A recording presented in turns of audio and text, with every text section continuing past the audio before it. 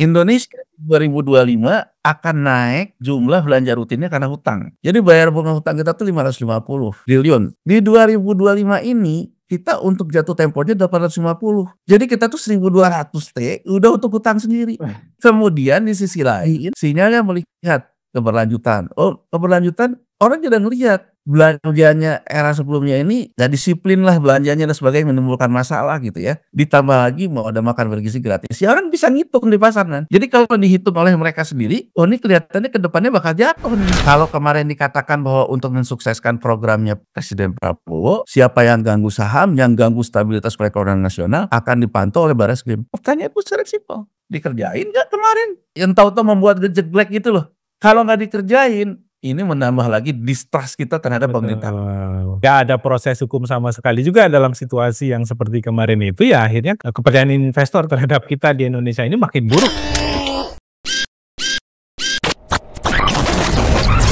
Halo sahabat integritas, jumpa lagi di kanal Satu Visi Utama program Buka Kartu. Beberapa waktu lalu indeks harga saham gabungan di Indonesia jatuh ya sampai level 5% sehingga harus di halt, harus di closing sementara, dan ini menciptakan atau menimbulkan berbagai macam analisis ya. Salah satunya yang tentu disampaikan oleh beberapa ekonom, ya ini cermin dari ketidakpercayaan investor kepada pasar Indonesia.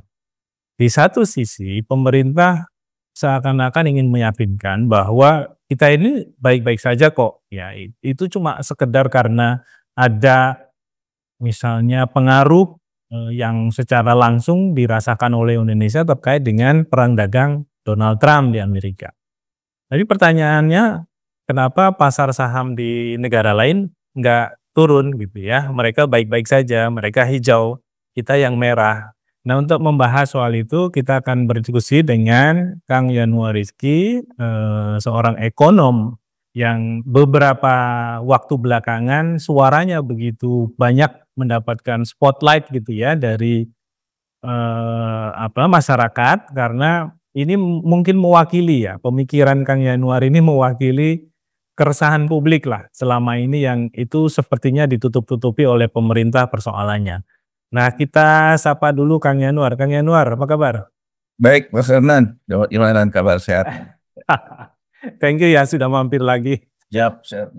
Kang, soal tadi ya jatuhnya indeks kita ya beberapa waktu lalu kan direspon oleh pemerintah ya kita itu baik-baik saja kok, sampai anggota DPR, wakil ketua DPR Dasko datang ke kantor bursa gitu ya, dan kemudian menyampaikan secara langsung bahwa Indonesia itu baik-baik saja. Sebenarnya baik-baik saja apa nggak baik-baik saja sih, Kang? Gini ya, pertama kalau kita ngomong soal Indonesia, ekonomi Indonesia baik-baik saja atau enggak gitu ya. Nah, kalau sekarang sebetulnya di kurvanya ya sebetulnya ada masalah gitu ya. Masalahnya itu dilihat dari mana? Dari pengumuman realisasi APBN ya. Pertama, APBN itu sendiri diumumkan terlambat, ya kan? Artinya Januari nggak ngumumin, Februari nggak ngumumin, terlambat 2 minggu, diakumulasi Januari Februari, dan angkanya sebetulnya buruk sebagai sebuah cerminan kondisi arus kas pemerintah, gitu, ya.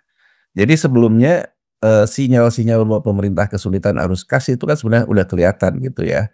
Kelihatannya dari mana? Dari pemerintah kemudian sekonyong-konyong melakukan yang namanya efisiensi. Ya, jadi efisiensi ini bukan efisiensi yang direncanakan, tapi efisiensi yang kemudian dilakukan. Jadi di situ orang memperkirakan bahwa memang ada sesuatu di masalah arus kas pemerintah Indonesia. Di sisi lain gitu misalnya dalam posisi efisiensi ini dalam munculnya pendapat-pendapat, termasuk juga pendapat yang misalnya dari Menteri PU gitu yang dipotong paling banyak kan, dari efisiensi itu kan yang dipotong paling banyak Menteri PU. Begitu doorstop oleh wartawan dia mengatakan ya udah dikurangin, saya mau ngambil uangnya aja nggak bisa karena dikunci. Nah itu kan kalau dibaca oleh orang yang biasa ngurusin ke perbendaharaan gitu, atau yang biasa ngurusin kasir lah gitu ya. Kalau seperti itu sebetulnya uangnya nggak ada gitu. Jadi itu kan dibaca juga oleh pasar bahwa ada kesulitan keuangan. Nah itu kan kemudian sebelum juga pemerintah mengeluarkan realisasi APBN kita, ada Morgan Stanley, dia mengeluarkan sebuah report yang mengatakan kelihatannya bukan bukan kelihatannya, tapi mereka melakukan jadi dari sisi dia, gitu ya. Jadi artinya kan Morgan Stanley ini kan juga punya nasabahnya, dia juga mengelola mengelola fund, ada beberapa hedge fund dan sebagainya. Dia dari intinya adalah dia ke nasabahnya dan juga memberitahu arah Morgan Stanley ke depan itu mendowngrade investasi di Indonesia, ya kan? Dan dia akan mengalihkan ke Cina. Nah, kalau kita lihat alasan dari Morgan Stanley sebetulnya dia melihat bahwa ekonomi Indonesia kelihatannya akan mengalami masalah dalam fiskal, gitu ya. Kemudian Morgan Stanley juga mengatakan kelihatannya ekonomi Indonesia juga mengalami persoalan di pendapatan korporasinya, perusahaannya, karena kelihatannya ada persoalan di daya beli, ya. Dan kemudian dia bilang dia akan mengalihkan portofolionya dari Indonesia ke Cina karena dia lihat Cina ada sinyal pemulihan. Jadi Cina itu sebetulnya sejak 2021 itu mengalami persoalan juga. Jadi dia ada kredit macet di sektor properti. Jadi Cina itu membuat properti yang tadinya tujuannya yang mungkin mirip-mirip dengan target kita 3 juta rumah gitu ya. Dia buat properti banyak gitu ya. Tujuannya adalah agar dibeli oleh Gen Z-nya mereka. Tapi setelah rumah itu jadi, ternyata ada perubahan perilaku di Gen Z-nya. Cina juga baru mensurvei kenapa nggak laku, dia baru melakukan survei terhadap Gen Z yang potensial di rumah itu. Ternyata ada perubahan pola pandang gitu. Jadi di kelompok muda Cina itu sudah menganggap membeli rumah itu bukan target gitu. Jadi kan kalau orang Asia kan zaman dulu kan wah punya rumah itu adalah salah satu yang harus diatasi duluan. Mimpi pertama lah ya. Yang utama. Nah hasil survei setelah propertinya nggak laku itu dilakukan survei oleh pemerintah Cina sama bank sentralnya juga, ternyata Gen Z di Cina itu menganggap harga rumah itu sudah terlalu tinggi gitu. Jadi kalaupun dia punya uang sejumlah gitu, mendingan dia belikan aset liquid, portofolio, ya bisa macam-macam lah, saham lah, emas lah, obligasi lah dan sebagainya. Yang menurut mereka kalau mereka dapat return dari pengelolaan portofolionya, malah bisa bayar sewa apartemen. Jadi untuk apa punya rumah gitu. Jadi disitulah Cina mengalami persoalan juga kontraksi di ekonominya. Makanya Cina juga mengalami ya downgrade lah, sentimen negatif. Nah tapi dilihat oleh Morgan Stanley ada pemulihan. Kenapa sebetulnya gini loh yang harus dipahami juga oleh kita semua. Di Maret itu biasa terjadi yang namanya rebalancing portofolio itu. Jadi gini loh, kalau kita ngomong pasar keuangan ya, pasar keuangan ini kita ngomong juga likuiditas gitu. Likuiditas itu yang transaksi setiap harinya. Nah di pasar keuangan tuh ada yang disebut dengan, ya kalau di Amerika ada yang disebut dengan market maker gitu ya. Orang yang memang membuat pasar itu liquid. Kalau dalam bahasa kita karena cenderung tidak ada aturan, tidak ada apa gitu ya, orang ngomongnya bandar lah gitu. Jadi ada bandar. Kalau di Amerika dan di negara-negara maju memang bandar itu sistematis diatur oleh aturan. Di kita nggak ada. Ada. Jadi mereka sebutnya itu market maker. Nah, market maker itu sebetulnya channeling dari siapa? Channeling dari yang namanya hedge fund kan. Jadi hedge fund itu sebetulnya boleh dibilang dialah yang memutar transmisi ataupun likuiditas di hampir semua pasar keuangan dunia. Ya, dari pasar keuangan itu kalau ekuitas saham namanya bursa efek, bursa saham. Kalau ekuitas surat hutang, bursa obligasi gitu ya.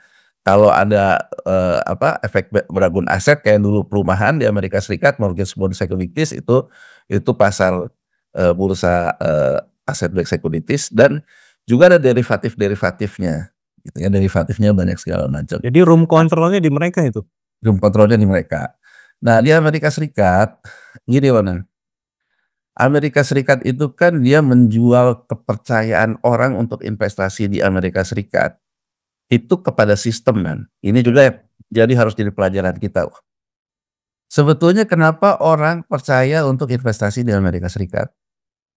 Karena Amerika Serikat, peran negara itu bukan nggak punya BUMN. Peran negara juga dia nggak punya yang namanya memberikan insentif Kayak sekarang misalnya tahu-tahu, oh boleh buyback nggak usah rules gitu-gitu kan tuh terkait insentif. Ya. Amerika bukan model gitu, Amerika modelnya memang full private, full Ya. liberal, ya kan, ya true believer penerus ajaran Adam Smith lah gitu. Jadi artinya Ya. let market operate itself gitu. Hmm. Tapi kan Amerika Serikat kan mengalami crash di bursanya tahun 1929 yang jadi krisis besar. Di situ ada ekonom Keynes kan yang mengkritik Adam Smith gitu ya. Nah, intinya Keynes meningkatkan peran negara ya. Setelah Keynes mereka membereskan ekonominya, ini Ya. muncul lagi yang namanya Milton Friedman tahun 70 yang mengembalikan lagi ruhnya Adam Smith gitu. Itu yang orang bilang sebetulnya aliran neoliberal itu Milton Friedman. Ada juga orang ngomong tuh aliran-aliran monetaris gitu ya. Karena prinsipnya hanya mengatur uang beredar. Nah, di aliran monetaris ini kemudian kembali kepada yang namanya aliran Adam Smith. Tapi ya yang namanya Kongres di Amerika Serikat dan juga pemerintah Amerika Serikat memberikan jaminan bahwa peran negaranya itu di mana setelah dilepaskan peran negara untuk terlalu banyak menyusui ekonomi gitu kan. Kalau Keynesian kan menyusui ekonomi lah gitu ya. Jadi artinya kan itu dilepaskan. Yang dipertahankan oleh mereka adalah peran negara dalam penegakan hukum. Peran negara dalam membuat sistem yang wajar, teratur, efisien. Jadi kalau sampai misalnya udah kita kayak gini, otoritas bursa kita, otoritas OJK kita, pemerintah kita, DPR kita mengatakan ini nggak ada apa-apa, ya. Di Amerika Serikat aja yang namanya ketua SEC itu ketua OJK lah kalau di kita. Yang namanya Dirut New York Stock Exchange yang dianggap bursa paling efisien, itu ya bursa yang dianggap paling sempurna. Itu ngomongnya gini jadi misalnya New York Stock Exchange kalau kita buka webnya, dia tidak pernah mengklaim bursa sempurna. Dia hanya mengklaim bursa yang kami usahakan mencapai kesempurnaan. Jadi artinya apa? Otoritas itu nggak boleh lebay gitu. Misalnya, ya kan otoritas itu nggak boleh ngomong bahwa oh di sini nggak ada, oh di sini nggak ada spekulasi. Ya. Bukan gitu. Otoritas harus mengatakan bahwa salah satu dari permainan ini pasti ada yang namanya spekulasi. Pasti ada orang yang juga dalam tendensi misalnya berjudi ya. Cari untung jangka pendek gitu ya. Namanya pasar yang bisa diakses oleh siapapun. Tapi yang dia berikan jaminan apa? Kami memberikan jaminan bahwa pasar kami nyaris sempurna. Nyaris gitu. Limit to perfect gitu. Iya. Nah, bagaimana dia memastikan nyaris to sempurna itu? Bahwa di pasar itu ada tendensi orang yang punya spekulasi gitu. Jadi ini kita harus bedakan.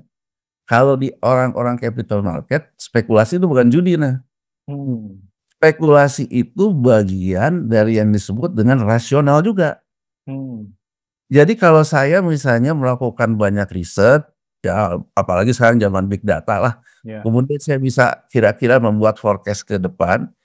Namanya ngelihat forecast ke depan itu tetap namanya spekulasi, tapi pakai hitung-hitungan. Ya.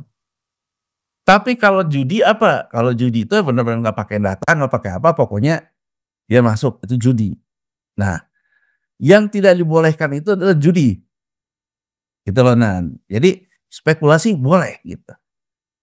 Tapi kemudian ada orang-orang yang basisnya fundamental. Coba yang jadi pertanyaan adalah New York Stock Exchange adalah juga bursa pertama yang merintis punya indeks syariah, Islamic Index. Iya. Itu juga oleh kita. Jadi Islamic Index itu dipunyai oleh New York Stock Exchange pertama kali. Ya.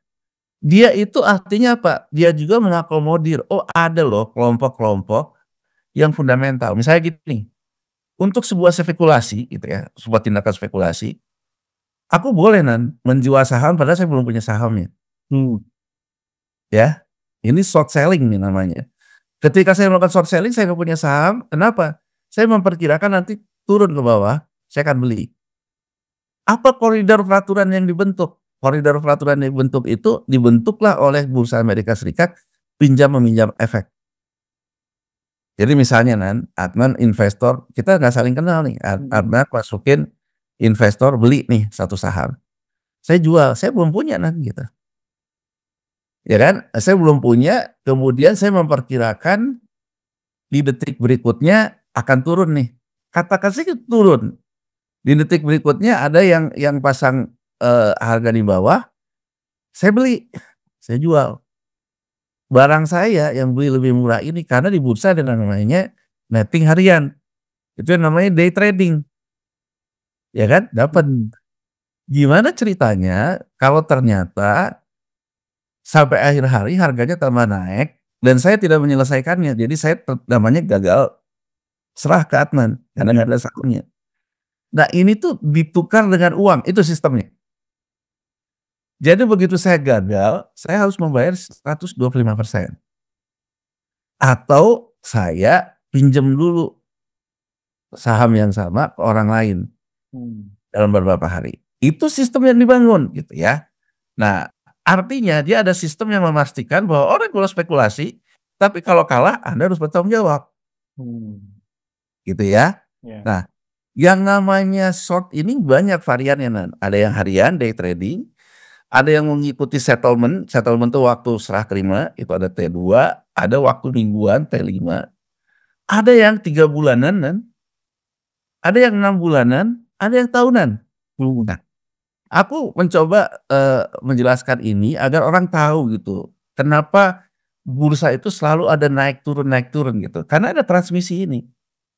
Ada orang yang mengelola fund untuk mendapatkan keuntungan harian, ada orang yang mengelola fund untuk mendapat keuntungan 2 harian, 5 harian, 3 bulanan, 6 bulanan, 1 tahun.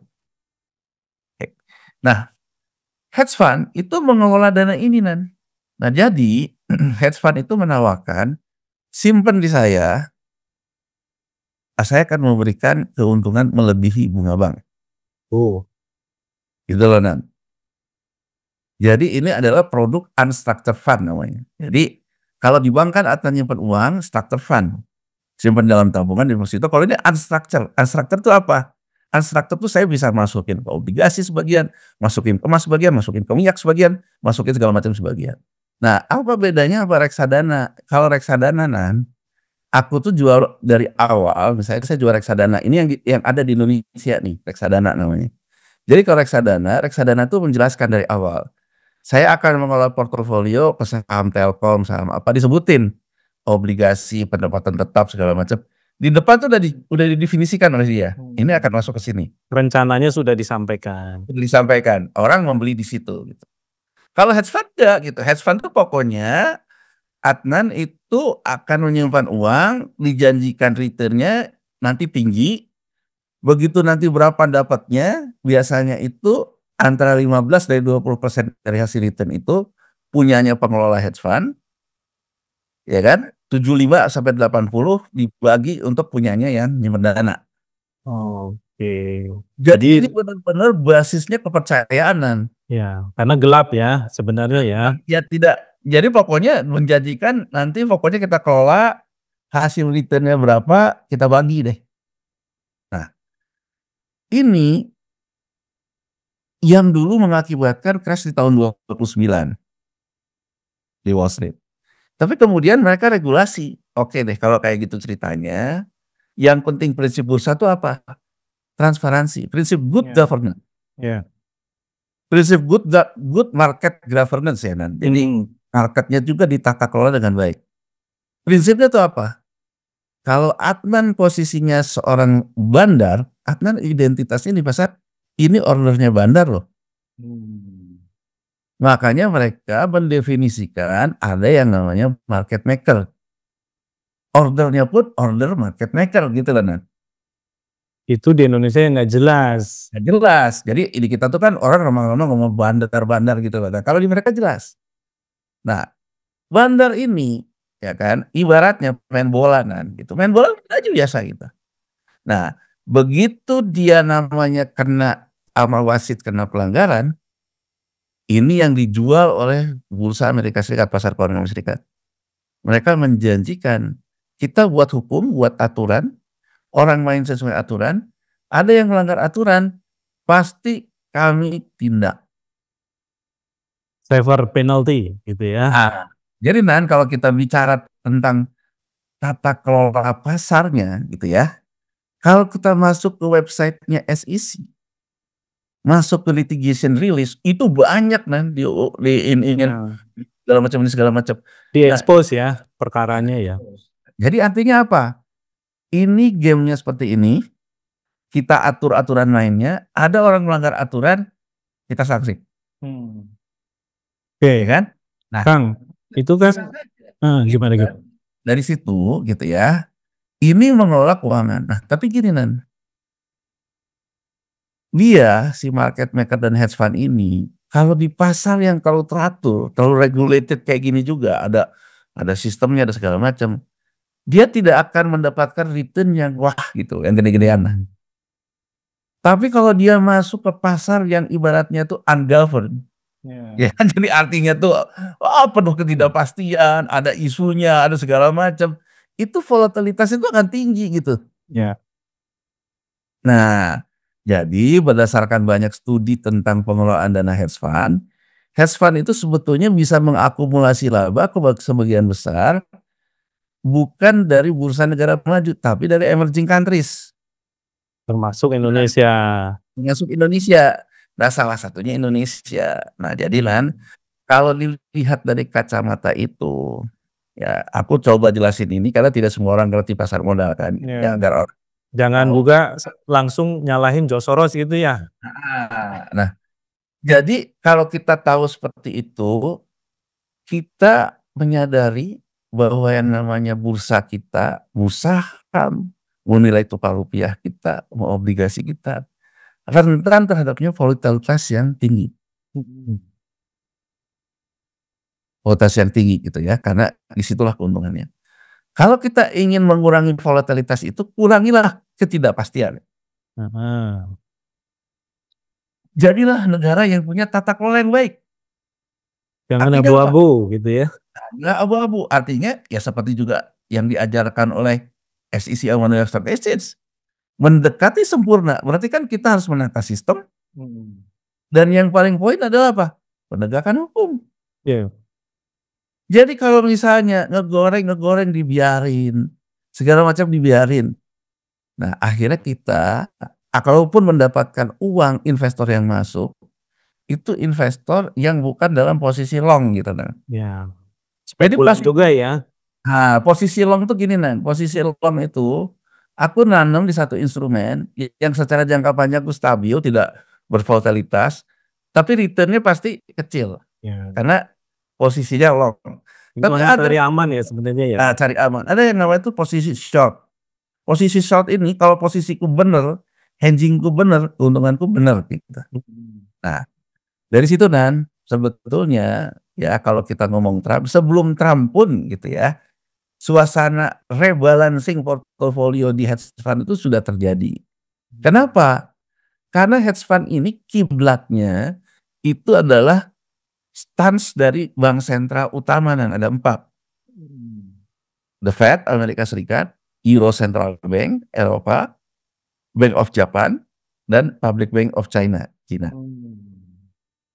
Ini yang 4 ini terutama antara Amerika dengan Cina kan berantem berantem. Nah, berantem ini juga melibatkan bank sentralnya, antara bank sentral Amerika, bank sentral Cina ya. Belum karena pemulihan COVID, karena segala macam gitu. Nah, stance policy dari The Fed yang dianggap paling menjadi ukuran itu arahnya menuju ke negatif terhadap ekuitas. Kenapa? Karena The Fed memberikan ruang naiknya suku bunga surat utang di Amerika Serikat. Jadi terjadi konversi dari yang namanya ekuitas pindah ke pasar surat utang. Gitu loh. Nah, tapi persoalannya itu ada resesi, ada segala macam, penuh ketidakpastian, ya kan? Nah, itu sebetulnya nggak ada Trump pun, hedge fund sudah melakukan banyak rebalancing, termasuk rebalancing ke komoditas, ke emas gitu, ke emas karena safe haven, ada ke minyak segala macam. Nah, ukurannya di mana? Ya, menurut berita Reuters ya, bahwa hedge fund di tahun 2024 itu rata-rata semua hedge fund, kalau dirata-ratain, itu memberikan return 10,7%. Tapi kalau kita bandingkan dengan 2023, mereka 5,7%. Kalau kita lihat Fed rate ya di tahun 2023, Fed rate di tahun 2024 itu kan di 5,5. Berarti kan dia bisa menggandakan lebih besar dari Ya, angka bank. hampir 2 kali lipat ya. Ketika Fed rate-nya naiknya belum terlalu banyak kan dia juga hanya bisa 5,5 gitu. Dia ke 10,7, hampir 2 kali lipat. Tapi di 2024 ya, banyak juga hedge fund yang mendapatkan keuntungan di atas 50%-an. Oh. Nah, yang mendapatkan keuntungan dari 50% ini yang masuk ke instrumen-instrumen shock tadi, termasuk ke negara berkembang. Nah, sampai di situ Nan, kita bisa baca di awal 2024 rupiah kita tuh udah batuk kan. Itu tanda-tanda bahwa sebetulnya pasar kita menuju ke arah yang short gitu. Ada kebutuhan dana yang dinaikkan oleh hedge fund untuk yang short untuk mengatasi ketidakpastian yang lain. Nah, terus naik. Nah, sebelum Trump sendiri, kita sudah namanya downgrade sell. Kenapa downgrade sell? Karena ada short yang sifatnya sampai 1 tahunan. Jadi di tahun 2024 nih, ya, sinyalnya di awal tahun rupiah udah batuk. Di Maret saham kita jatuh, Maret 2024 turun. Maret selalu terjadi rebalancing kan. Rebalancing itu selalu terjadi volatilitas di pasar. Tapi waktu itu belum terasa karena memang belum intensnya itu belum gede gitu loh. Jadi anggap rebalancing biasa saja. Turun ke bawah. April naik sampai kira-kira sampai Septemberan lah. Dari September sampai sekarang average down terus turun. Nah, dari September ke Desember itu kan dia merealisasikan dia begitu ngegoreng nih, ngegoreng saham kita sampai ke atas di sini. Di sini yang dia udah akumulatif buy dari bawah ini, dia mulai jual. Itulah keuntungan dia. Jadi dia tuh sebetulnya mencapai momen sampai ke harga jual terbaik, dia jual barang dia, tetap di situlah untung dia. Itulah kenapa turun terus. Karena dilepas. Dia lepas gitu. Jadi kalau sekarang kita ngukur, hampir semua bursa di Asia tuh average down. Jadi walaupun pada hari itu bursa kita negatif, tempat lain hijau, tapi secara keseluruhan dalam tren yang jangka 6 bulannya, semua tuh average down. Nah, kalau kita mengukur bukan di hari itu. Kenapa hari itu bursa kita merah, bursa lain hijau? Enggak. Yang harus dilihat itu sebetulnya dalam average down itu volatility kita dibandingkan bursa-bursa lain. Artinya kalau volatility kita tertinggi, kita dianggap surganya tanda petik spekulasi karena banyak hal-hal yang sifatnya itu penuh dengan isu kontroversi. Ya, ketidakpastian. Di depan kurva juga ada masalah defisit fiskal, ada segala macam. Jadi menurutku gini loh Nan, jadi sebetulnya dari mulai pemilu itu gitu ya, kalau orang pasar ngelihatnya begitu menang gitu ya, oh ini menang nih, gimana ya ngebiayain fiskalnya, karena semua udah hitung. Indonesia 2025 akan naik jumlah belanja rutinnya karena hutang. Ya. Karena hutang jatuh temponya menaik panjang Nan. Jadi bayar bunga hutang kita tuh 550. Ya, triliun ya. Triliun. Biasanya kita utang jatuh tempo kisaran itu antara 200 sampai 400 lah. Di 2024 400. Berarti kan dari belanja rutin itu kalau di 2024 550 plus 400 950 kan. Itu untuk utang.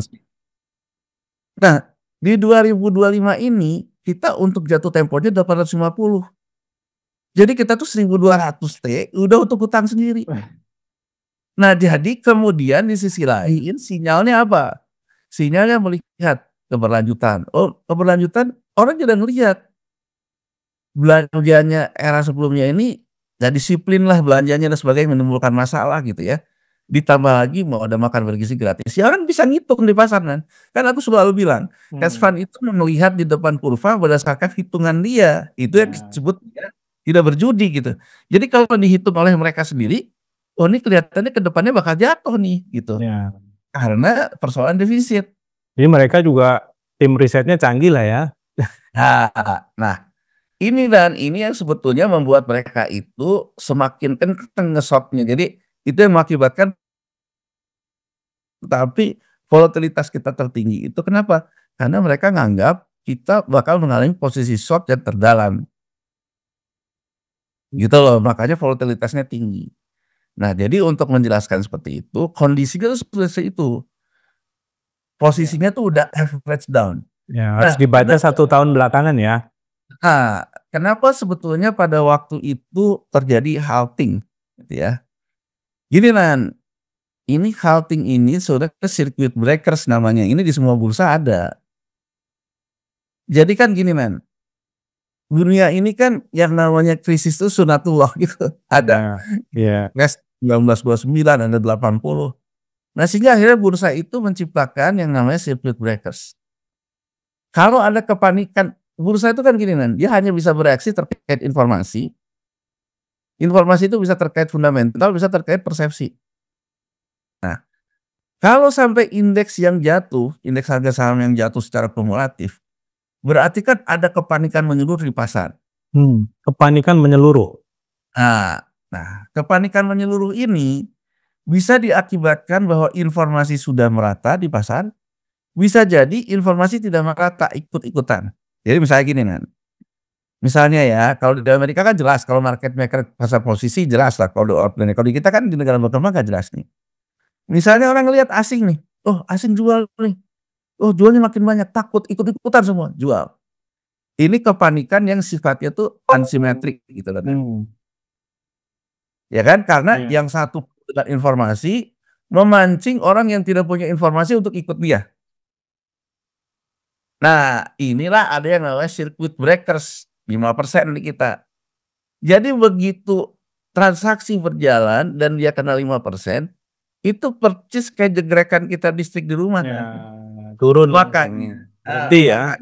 kan kalau kita lihat di belanja online di mana kan mau beli jeglekan itu namanya circuit breakers kalau di Amazon. Iya. Kita kan apa UCB gitu ya kalau di Amazon itu namanya circuit breakers gitu. Nah, jadi intinya sama kayak kita misalnya nyalain TV, tahu-tahu jeglek gitu. Nah, ini juga kalau ada transaksi yang ternyata membuat circuit breakers-nya kena, jeglek. Nah, kita kan kasih jeda 30 menit, itu aturannya. Dalam jeda 30 menit itu orang untuk melihat lagi gitu, bener gak nih soal kepanikan. Nah, jadi setelah aku lihat gitu ya, kalau kita ngomong tuh kan, ini kan kita setelah kejadian, jadi kita lihat itu main bola tuh dari VAR kan kayak main bola, dari video assisted referee. Kita lihat nih di VAR, kita buka deh tradingnya. Jadi kalau menurut saya pada waktu itu, bukan kepanikan menyeluruh. Jadi kalau dilihat rata-ratanya itu sebetulnya 2%, 3% yang punya cap gede kayak BCA, saham-saham bara hari itu ya, 2%, 3%. Nah, problemnya itu ada saham yang 2 hari sebelumnya itu dikerek harganya sampai 205.000-an, 205.000-an.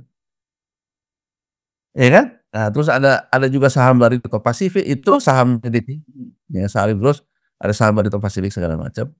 Nah, dia nge-short, jadi nge-short tadi yang saya bilang.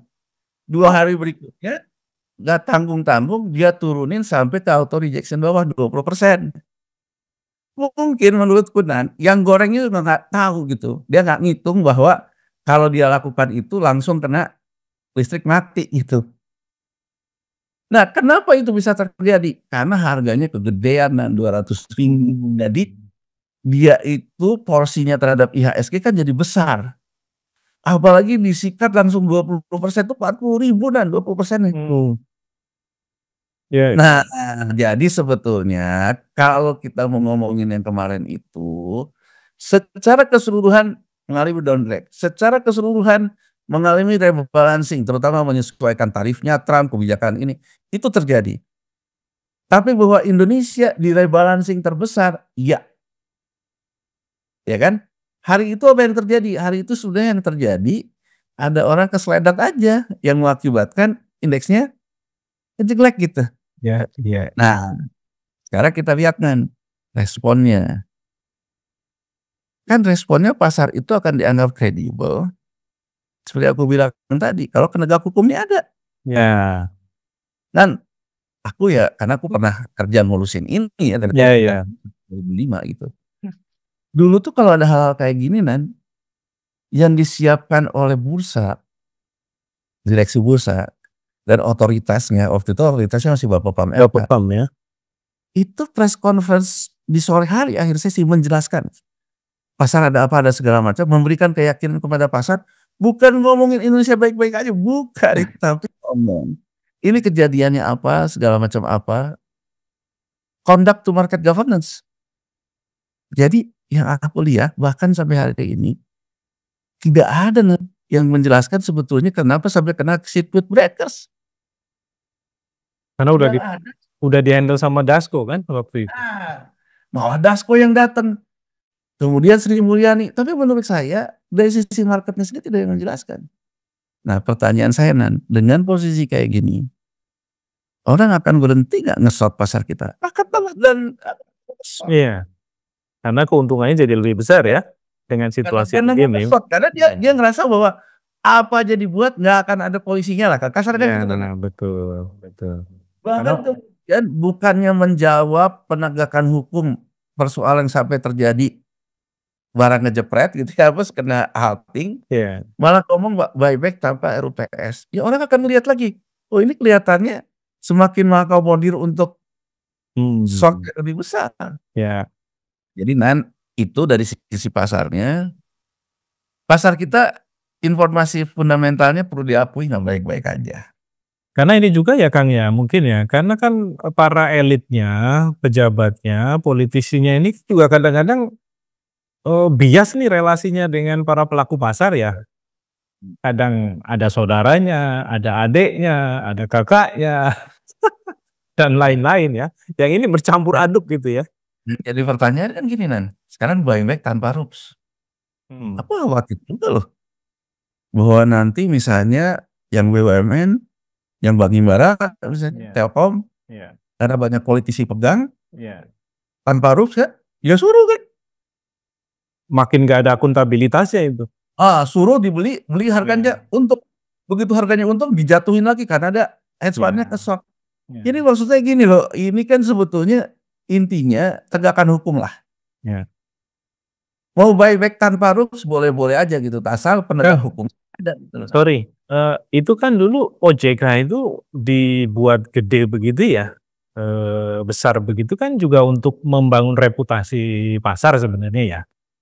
Tapi kenapa tidak muncul ya kesan itu ya sampai hari ini? Pendapatku ya pendapatku gini, pansel OJK dari mulai pertama, aku yang pertama ikut kan, kalau aku nggak lolos ke DPR cuma sampai pansel lah gitu ya. Sudah bisa diprediksi. Iya. Gini loh di antara komposisi itu untuk lembaga seperti OJK itu sebetulnya menurutku harus ada orang yang memang menguasai litigasi Tapi coba lihat yang dicari, maaf nih ya gitu, misalnya sekarang Pak Mahendra Siregar gitu. Mungkin apa bedanya Pak Mahendra dengan Gubernur BI gitu. Penguasaan makronya mungkin bagus. Tapi litigasi dalam hal penanganan perkara itu nggak ada. Bahkan dari komposisi DKOJK dari yang pertama itu nggak ada orang litigasi Padahal kebutuhannya di penegakan hukum. Penegakan hukum. Kita kan kalau baca undang-undangnya, OJK itu otoritas lembaga penegakan hukum. Pencipta aturan gitu loh. Ini malah karena nggak ada penegakan hukum, polisi mau ngawasi pergerakan harga saham. Ini di sini juga pertanyaan ini menarik ya soal polisi ini. Gini loh dulu yang namanya penegakan hukum penyidikan itu hanya dimiliki oleh pasar modal. Karena lahirnya Undang-Undang 28 tahun 95 itu meratifikasi undang-undang di pasar modal negara lain. Jadi Bapak Pam LK itu punya penyidik pegawai negeri sipil, penyidiknya. Sementara BI dengan undang-undang perbankannya pada waktu itu, dengan asuransi dan sebagainya, penyidiknya itu Barreskrim, Nan. Mereka tidak punya penyidik pegawai negeri sipil, oke? Nah, Bapepam punya penyidik pegawai negeri sipil, dia melakukan penyidikan sendiri, tidak, jadi bukan fungsinya itu bukan polisi. Ketika di OJK, semuanya kan menjadi penyidikan itu jadi haknya OJK, di undang-undangnya disebutin. Jadi bukan hanya pasar modal, perbankan, asuransi dan sebagainya. Nah, yang terjadi adalah nggak pede saya lihat pimpinan OJK pertamanya, gitu loh, Nan. Jadi kan Adnan kalau lihatnya sekarang kalau kita juga teman-teman di satu visi utama nih lihat, masuk di OJK. Ada memorandum of understanding yang ditandatangani oleh OJK yang pertama, ketuanya Mulyawan Hadar, dengan Kapolri Sutarman. Bahwa hak penyidikan yang diberikan undang-undang kepada OJK itu sumber dayanya dari Barreskrim. Jadi Nan, aku mau ngomong berdasarkan MOU itu berarti sekarang penyidikan yang menjadi hak OJK dan ada di OJK orang-orangnya dari Barreskrim. Ya. Dan kemudian kalau Barreskrim kemudian ngomong ini, gak usah ngomong, kan dia punya orang. Lakukan saja penegakan hukum gitu loh, bukan seolah-olah tuh bahkan sekarang kan menjadi aku termasuk yang ngomong. Kalau kemarin dikatakan bahwa untuk mensukseskan programnya Presiden Prabowo, siapa yang ganggu saham, yang ganggu stabilitas perekonomian nasional akan dipantau oleh Barreskrim. Pertanyaanku secara simpel, dikerjain nggak kemarin? Iya. Bahkan ya kan yang tahu-tahu membuat gejeglek gitu loh, merusak ini. Kalau nggak dikerjain, ini menambah lagi distrust kita terhadap pemerintah. Jadi karena caranya juga udah salah ya, maksudnya otoritasnya kan harusnya di OJK, tapi kenapa Barreskrim juga ikut cawe-cawe? Anggaplah itu karena OJK nggak berfungsi dengan baik. Tapi kalau kemudian ternyata hanya bluffing, nggak ada proses hukum sama sekali juga dalam situasi yang seperti kemarin itu, ya akhirnya kepercayaan pasar terhadap kepercayaan investor terhadap kita di Indonesia ini makin buruk ya ke depan. Oh iya, makin buruk dan artinya makin menunjukkan bahwa Indonesia situasinya semakin tidak peduli dengan konflik kepentingan, tidak peduli dengan tata kelola, tidak peduli dengan penegakan hukum. Jadi gini loh, kita nggak usah ngomong nih, koruptor dibuatkan penjara di negara terpencil, saya kejar koruptor sampai ke antariksa. Omongan itu kan kalau direalisasikan bagus gitu. Sama juga ketika Barreskrim ngomong kayak gitu, ya kan dia punya orang sekarang di OJK yang oleh dia. Harusnya yang kemarin udah ada dong hari ini, minimal diperiksa, dipanggil, diapakan gitu kan? Iya. Ini kan nggak ada sinyalnya. Apalagi kabarnya BRI juga langsung rugi berapa triliun tuh dalam sehari itu. Iya, jadi maksud saya simpel aja gitu. Kalau penegak hukum ngomongnya gede, tapi pelaksanaannya nggak ada, kecurigaan orang, oh ini apa nih maksudnya nih? Yang apa? Neken supaya menghadap atau apa kan gitu loh? Iya. Kan gitu ya. Nah jadi sekarang pertanyaannya, dengan postur kayak gitu akan ada nggak? Orang selalu nanya ke aku, nanti asing ini masuk lagi nggak? Masuk. Tapi intensinya tetap spekulatif lebih besar daripada fundamental. Ya. Jadi tetap menarik gitu, negara yang penuh kayak begini, penuh ketidakpastian. Sepanjang posisi saya tepat, saya juga bisa memainkan isu yang tepat, ya itu kan menarik buat saya gitu. Ini gula lah ini ya, bagi semut-semut ya. Nah, berarti kan sebetulnya kita deal dengan orang yang sebetulnya berpotensi menghancurkan kita kembali kayak dulu kita kena krismon gitu. Ya. Dipahami Kang Yanuar, ini luar biasa penjelasannya, tapi waktunya juga mepet kita ya, sahabat integritas, itulah ya kuliah 2 semester 2 SKS dari Kang Yanuar soal liku-liku pasar saham gitu ya, supaya kita juga tidak salah memahami arti dari jegleknya saham kita kemarin ya. Tadi sudah dijelaskan secara rinci, detail, bahkan sampai komparasi ke negara lain seperti apa, tapi yang pasti para spekulan itu akan tetap menggemari kita karena penegakan hukumnya yang buruk, ya, masalah konflik kepentingan antar pejabat dan pengusaha yang tidak jelas ya, tidak bisa diurai, fungsi-fungsi dari lembaga negara yang harusnya menjalankan peran pengawasan juga tidak berjalan secara efektif. Ini tentu membuat fondasi kita sebagai sebagai sebuah bangsa juga semakin rapuh ya, dan oleh karena itu mudah sekali dipermainkan. Nah, pertanyaannya dari permainan-permainan itu siapa yang diuntungkan? Jangan-jangan balik lagi mereka-mereka yang duduk di kursi kekuasaan.